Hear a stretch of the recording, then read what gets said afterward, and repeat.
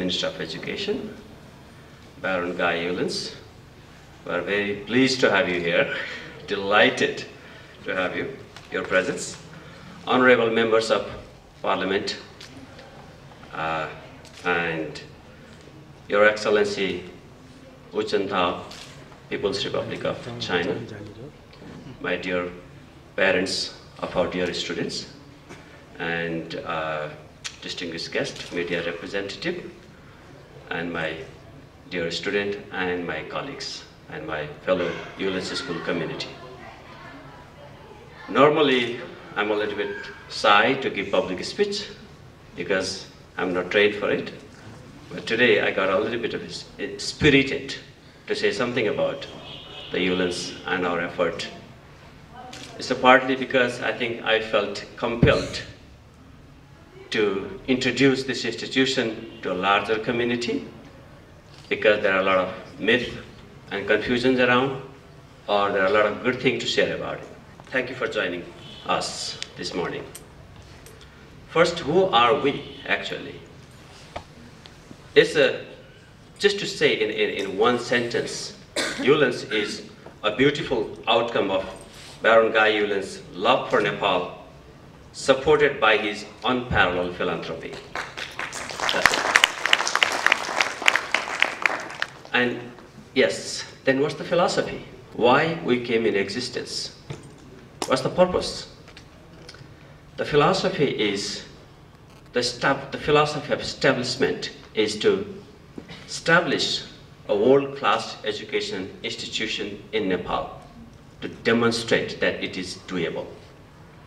Because there are lots of private schools already in existence, trying to do best, but within the limited resources and expertise, delivering good education, but we need world-class one.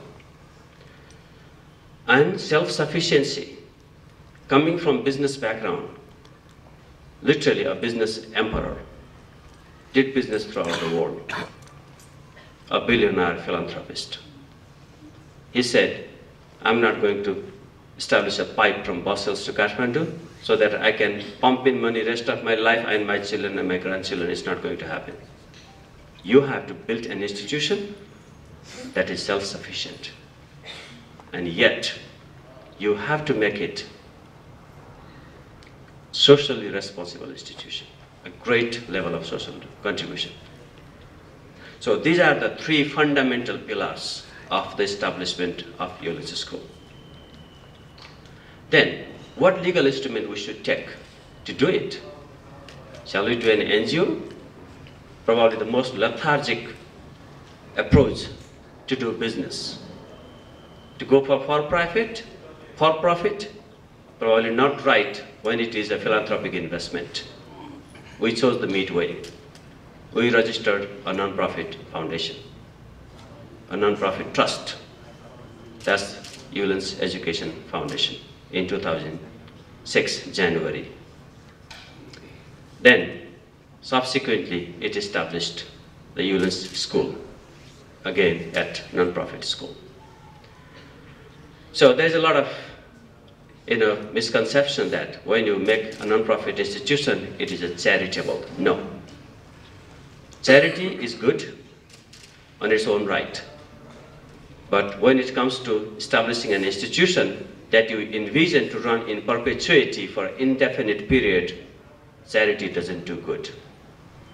It is good for emergency. It is good to help people in saving lives.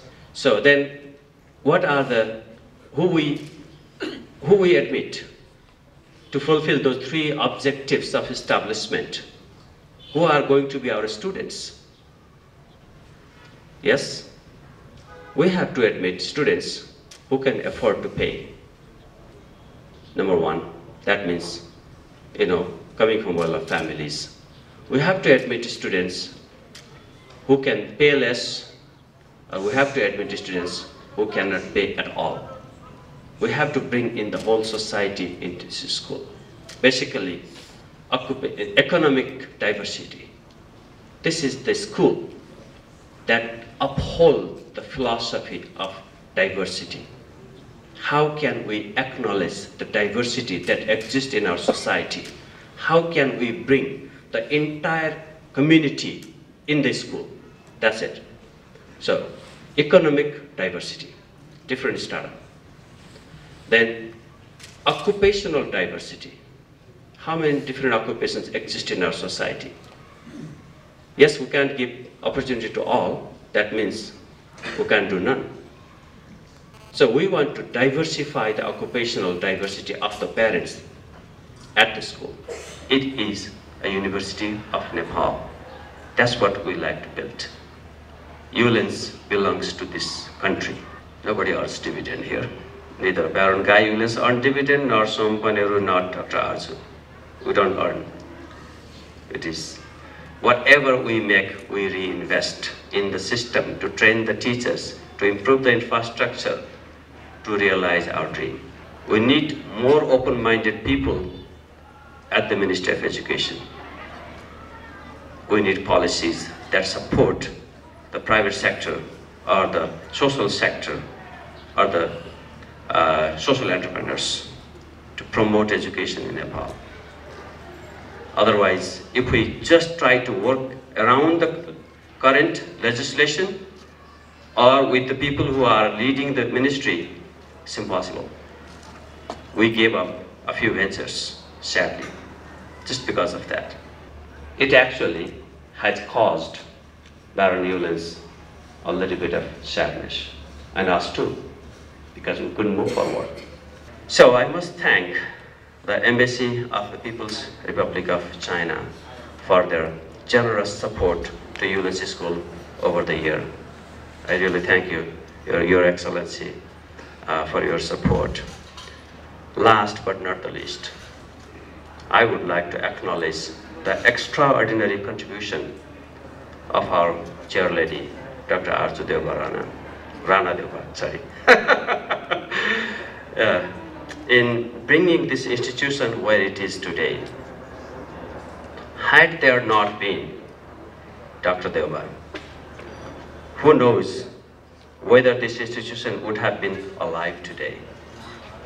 We would have been killed in infancy. There are so many bhut pret in this country. You need somebody to protect, a patron. She has been protecting this institution just like a mother goose, totally selflessly, tirelessly, and fearlessly. ULENS is heavily indebted to you, Arzu Dizu, who we call lovingly. Thank you.